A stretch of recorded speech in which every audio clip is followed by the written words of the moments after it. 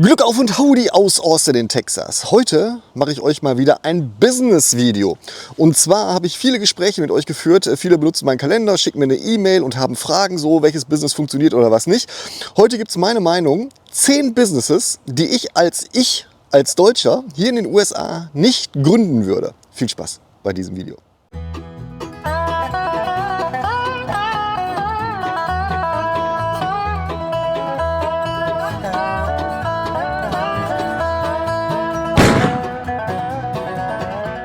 Ja, ihr achtet auf die Details, ja, also die ich nicht gründen würde. Wenn ihr Experte in dem Bereich seid und hier in den USA ein Netzwerk habt, feel free, hau rein. Aber ich habe mir mal so, hier wie im Kindergarten, ne, so 10 Dinge aufgeschrieben, die ich, wenn ich als Deutscher jetzt in die USA kommen würde, mit dem Wissen von heute, ja, wir sind seit knapp 2,5 Jahren hier, welche Businesses würde ich jetzt hier nicht gründen oder versuchen, from the scratch zu starten? Ja, also ich rede jetzt nicht von, ich kaufe dann so ein Ding und betreibe das, ne? Sondern ich rede davon, ich gründe hier eine Firma, fange bei Null an und versuche hier was aufzubauen. Alles ist möglich. Das ist wirklich nur meine Meinung. Alles ist möglich. Es dauert halt länger. Es ist mit viel Hürden verbunden. Zumindest bei den 10, die ich mir hier aufgeschrieben habe. Und darum lass uns mal drüber reden. Das erste, was ich auf meiner Liste habe, ist Headhunting. Also wenn ihr Personalberater seid in Deutschland und ihr habt jetzt die Idee, Mensch, super, Amerika, großer Spielplatz, großer Business-Spielplatz, das funktioniert da ja auch, da kommt es ja vielleicht auch her. Ich mache eine Personalberatung auf. Das würde ich nicht tun, weil du brauchst hier ein Netzwerk und zwar zu Amerikanern, von Amerikanern, mit Amerikanern und nicht mit Europäern. Es reicht nicht, wenn du sagst, ja, ich mache hier Headhunting für europäische Firmen in den USA. Ich habe mit ein paar, also mit 2, ist ja ein Paar eigentlich, ne, gesprochen, die auch, der eine kam aus Deutschland und der andere kam aus UK. Ist UK noch Europa? Ich weiß nicht. Also zumindest Europa, aber nicht EU. So, und die haben tatsächlich diese Idee gehabt. Die haben gesagt, ja, wir sind hier. Und wir versuchen, Arbeitsplätze an Unternehmen zu vermitteln oder Führungspositionen zu vermitteln. Das funktioniert halt sehr schwierig, weil auch hier gilt, es ist ein sehr stark erfolgsabhängiges Modell.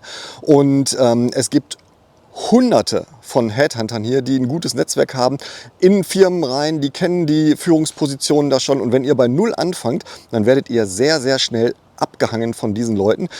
Und den deutschen und den UK-Firmen, denen reicht das nicht zu sagen, ja, ich bin hier vor Ort, sondern die denken so, ja, du hast ja gar keine Referenzen, du fängst jetzt hier bei Null an, also das können wir dann auch alleine machen. Ne?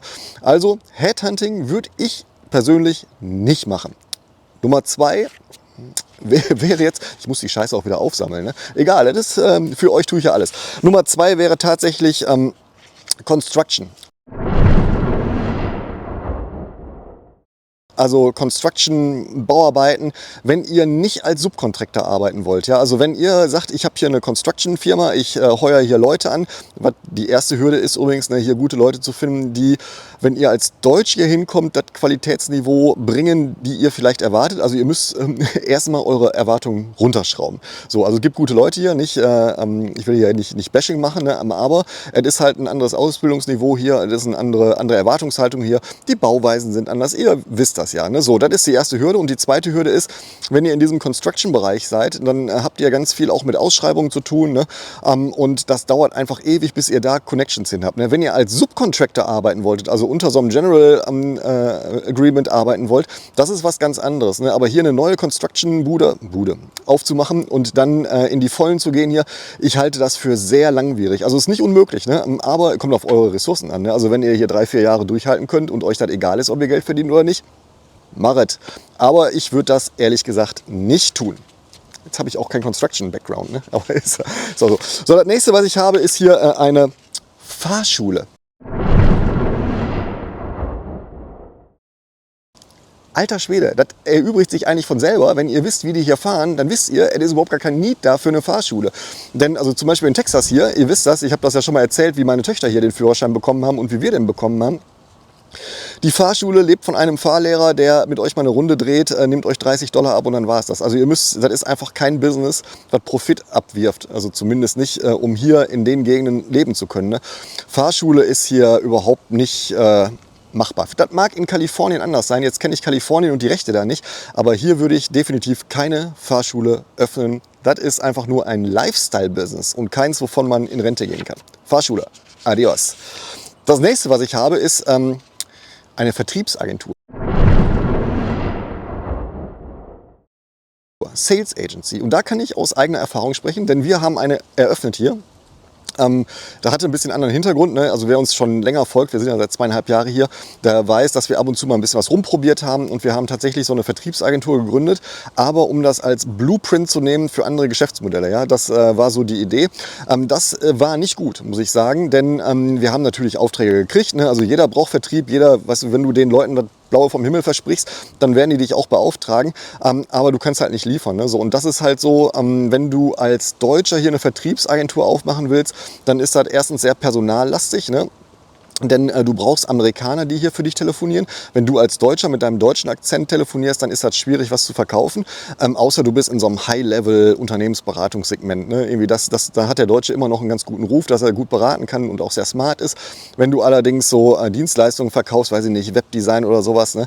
Das ist einfach aussichtslos. Da gibt es ganz, ganz viele andere Mitbewerber hier auf dem amerikanischen Markt, die schon hier etabliert sind. Du kommst einfach viel zu spät dafür und komm hier nicht mit AI-Tools, das geht alles automatisch. Ne? Das funktioniert nur noch zur Hälfte, ne? Weil das einfach ein Overflow an E-Mails ist. Also Sales Agency würde ich sagen, ist hart verdientes Geld, ist sehr ressourcenlastig. Das heißt, irgendwie kommt auch wieder auf dein Budget an, wie viel du da ausgeben willst, wie viel du da ausgeben kannst. Ne? Aber die Mitarbeiter hier, das sage ich auch, sind sehr teuer. Ne? Also so ein Vertriebsmitarbeiter hier kostet schon ganz schön Geld und die kriegen ja auch Commission Rate. Ne? Also die kriegen vielleicht ein Fixed Salary, ne? Aber die kriegen natürlich prozentuale Anteile an deinem Erfolg. Ne? Und das macht die Sache dann, wenn du Erfolg hast, natürlich sehr, sehr teuer. Außerdem ist das was oft ausgelagert wird. Also Argentinien und Co. Ne? Das funktioniert eigentlich ganz gut. Also Sales Agency, Vertriebsagentur oder Cold Calling Agentur, lass es sein, das funktioniert hier nicht. Cold Calling funktioniert sowieso so gut wie gar nicht mehr. Bei mir auch nicht, ne? Denn bei mich kann man nur anrufen, wenn ich den Kontakt eingespeichert habe. Ansonsten blockt mein Telefon und unsere Zentrale blockt das auch. Du wirst sofort auf die Voicebox umgeleitet. Ne? Und das ist bei fast allen so. Ne? Also Cold Calling, so leid mir das tut, ist hier tot. In Deutschland ja schon länger, ne? Aufgrund Data Protection Act oder was auch immer. Ne? Geil. Ich schneide es nicht raus. Nur für euch. So, das nächste, was ich nicht gründen würde. Wenn ihr einen betriebswirtschaftlichen Hintergrund habt oder was auch immer und sagt, ja komm, dann ich mache hier externe Buchführung, ne, Bookkeeping, das ist etwas, wo ich sage, lass es sein. Erstens ist die Buchführung hier anders, ne, also die haben ein anderes System. Ist ja bekannt, ne? Aber die ganzen Buchführungsagenturen, die ich so kenne, die lagern alle aus in die Philippinen. Das ist total günstig, also du kriegst dafür $1.000 im Monat umgerechnet eine Vollzeit-Buchführungskraft. Dagegen kämpfst du an, ne? So, und die Buchführungsagenturen, die hier erfolgreich sind, die haben auch so ein CPA dabei, ne? Also so einen offiziellen Steuerberater, um das mal zu übersetzen, der dann eigentlich Steuerberatung und Bookkeeping nebenbei macht, wie das in Deutschland auch üblich ist. Ne? Also reines Bookkeeping-Geschäft würde ich sagen, nee, mach nicht. Das hat keinen Zweck. Ne? Irgendwie bis ihr euch da eingearbeitet habt, bis ihr, weißt du, dann fängst du an, gehst du auf so kleine Netzwerke, so BNI oder sowas, ne, wo dann halt so Maler, Lackierer sind, ne, und nimmst von denen die Buchführung mal. Das dauert ewig, bis das profitabel ist. Ne? Nicht machen. Bookkeeping. Ich hoffe, ich trete jetzt keinem zu nahe. Also wenn ihr die Ideen hattet, schreibt mir eine E-Mail. Wir können das gerne diskutieren, warum ich finde, dass das nicht gut ist. Aber ich sage nochmal, ne, das sind meine Meinungen hier. So. Dann würde ich auf gar keinen Fall, zumindest hier in Austin, ich weiß nicht, wo es woanders ist, ne, oder in Texas, ich würde als Deutscher hier kein Bar und kein Restaurant eröffnen.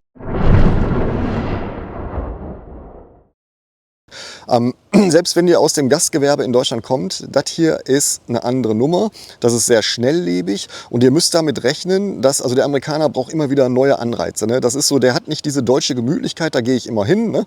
Sondern der braucht immer wieder neue Anreize. Das ist so mein Eindruck. Ne? Also wir haben jetzt so einen Stammbiergarten hier, da gehen wir immer hin. Ne? Wir sind aber auch Deutsche.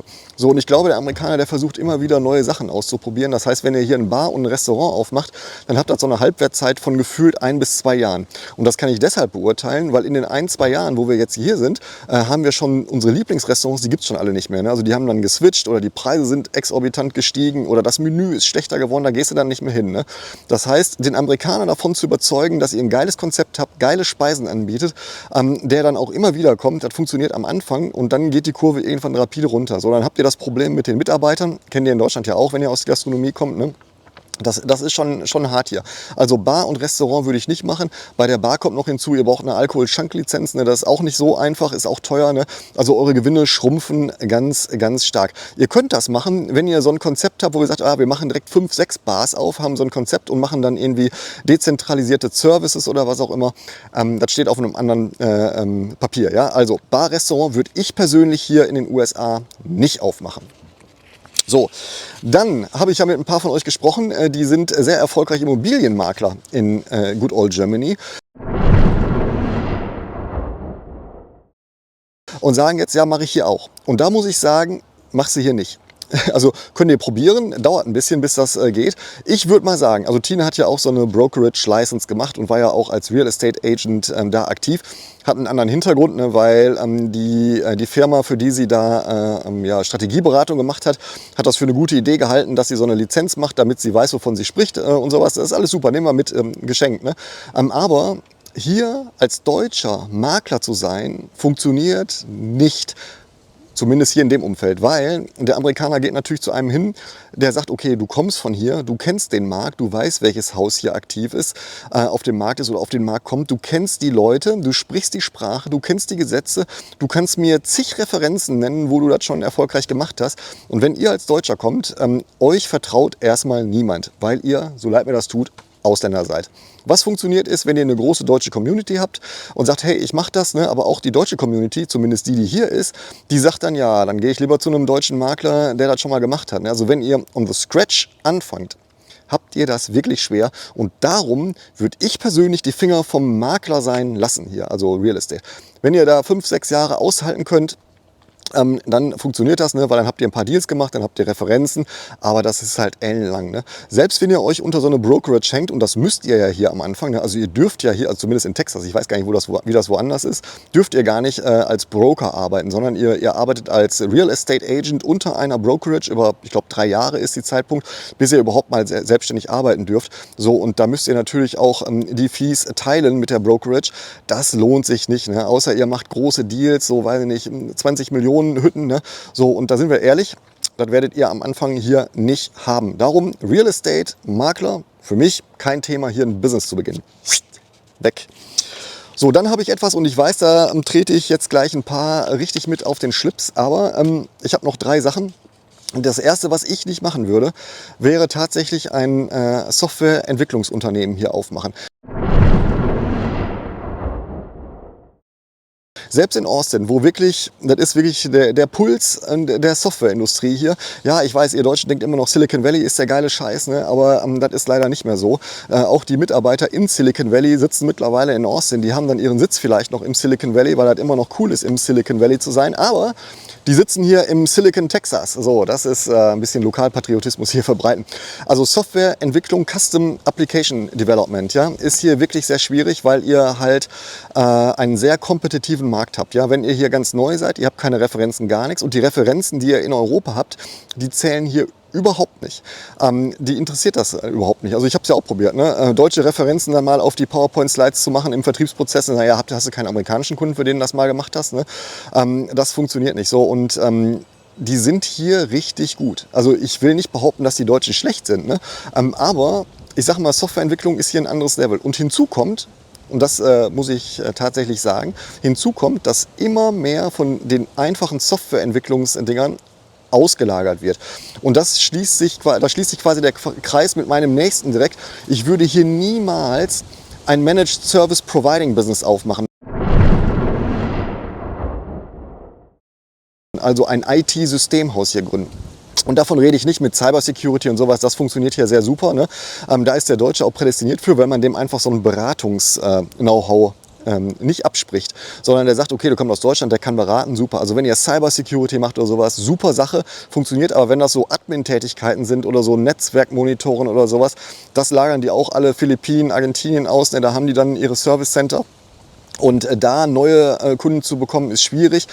Die Preise sind im Keller, ne? Also pro User, den ihr da, weiß ich nicht, bedient, ne? Dann nimmt er vielleicht $5 oder sowas. Ne? Also ihr müsst halt rechnen, wie hoch das ist. Wenn ihr natürlich einen deutschen Kunden habt, der euch mit Aufträgen hier versorgt, weil der hier amerikanische Tochterunternehmen hat, super, dann ja, aber from the scratch, kein Netzwerk, null Anfang, weil ihr ein IT-Systemhaus mal aufgebaut habt, das funktioniert hier nicht. Würde ich mal behaupten. Ihr könnt mich gerne eines Besseren belehren. Ich bin für alles offen. So, das letzte, was ich auf meiner Karte habe, ist tatsächlich etwas, was ich nicht gedacht habe, was nicht mehr funktioniert, aber das ist Car Dealership. Also ein Autohaus. Ich würde hier niemals in den USA ein Autohaus eröffnen, denn auch das hier ist mittlerweile komplett digitalisiert. Ihr kämpft hier gegen einen CarMax und wie sie alle heißen, die euch die Autos per Online-Bestellung vor die Tür liefern. Ihr habt kaum Chancen, da irgendwelche Preise zu verhandeln. Oder ihr kämpft halt gegen die großen Autohäuser von VW oder was hier noch so Chevrolet gibt. Ne? Die haben dann auch Gebrauchtwagen da. Aber so ein Car-Dealership hier, außer ihr spezialisiert euch, ja, das muss ich immer dazu sagen. Also wenn ihr jetzt so Toyota, Prius oder was verkauft, das hat überhaupt gar keinen Sinn. Aber wenn ihr so einen Oldtimer-Handel aufmacht oder sowas, ich glaube schon, dass das funktioniert hier. Aber ein normales Autohaus, ein Gebrauchtwagenhändler hier, oh Leute, lasst das. Ehrlich, ihr feilscht hier um jeden Dollar. Ihr habt Theater mit den Banken, ne, weil die Amerikaner alles auf Pump kaufen. Ne. Das ist wirklich anstrengend und ich glaube nicht, dass sich das rentiert. Wenn ihr das 10, 20 Jahre macht, vielleicht, ne, wenn ihr mehrere Gebrauchtwagenhandel betreibt, ne, vielleicht auch das. Aber ich halte das nicht für zielführend. Ja, das waren so meine 10 Unternehmen, die ich als André Achtermeier hier in den USA nicht gründen würde. Ihr schreibt mir gerne in die Kommentare, ob ihr das anders seht oder warum ihr das anders seht. Ich bin für jede Diskussion offen. Aber glaubt mir, das hier ist ein sehr kompetitiver Markt und nur weil das in Deutschland funktioniert hat, heißt das nicht, dass das hier auch funktioniert. So, ich rate jedem, der hier eine Firma gründen möchte, und das ist so die Schlusspredigt, ist ja auch Sonntag heute, wenn ich das aufnehme, das Wort zum Sonntag, macht euch mit dem Markt vorher schlau. Macht eine Liste, wer hier euer Mitbewerber ist, was der für Preise nimmt und das ist sehr anstrengend, das dauert ein bisschen und sagt nicht, ja, das funktioniert in Deutschland, funktioniert überall auf der Welt. Niet, das funktioniert nicht überall auf der Welt. Macht euch schlau über den Markt und das machen leider die wenigsten. Ne? Also wir haben ja schon so ein paar Businesspläne gemacht, ne? Und haben festgestellt, irgendwie, also wir haben auch viele abgelehnt, muss ich sagen. Ne? Ich habe ja mal irgendwann in so einem Short gesagt, ich mache euch den Businessplan für ein Apfel und ein Ei, würde ich heute nicht mehr machen. Ne? Aber für mich war es eine Erfahrung zu sehen, wie wenig die Menschen, die hier rüberkommen wollen, mit einem E2-Visum oder was auch immer, hier eine Firma gründen wollen, wie wenig die sich um das Umfeld schlau gemacht haben. Das war wirklich erschreckend und das ist das A und O. Ne? Und darum kriegt ihr jetzt von mir, damit ihr das nicht machen müsst, meine 10 Punkte mit Businesses, die ich nicht gründen würde. So, es war mal wieder ein Business-Video. Nächste Woche geht es weiter. Wir gehen dann mit euch durch so einen Supermarkt und zeigen euch mal die Preise, wie man das so als YouTuber macht. Nein, was ein Quatsch, würde ich nie tun. Also wir bleiben, wie wir sind, wie wir sind und wir verstellen uns auch nicht. Und darum bedanke ich mich fürs Folgen. Tina ist nächstes Mal wieder dabei. Die bereitet gerade das Barbecue vor, wir grillen gleich. Und dann sehen wir uns bestimmt nächste Woche oder in 2, 3, 4 Tagen wieder mit einem neuen Video. Und da geht es auch, das ist so ein Mix zwischen Business-Erfahrung, aber hier in den USA, die wir haben, und Umgang untereinander. Also in diesem Sinne, viel Spaß beim nächsten Video.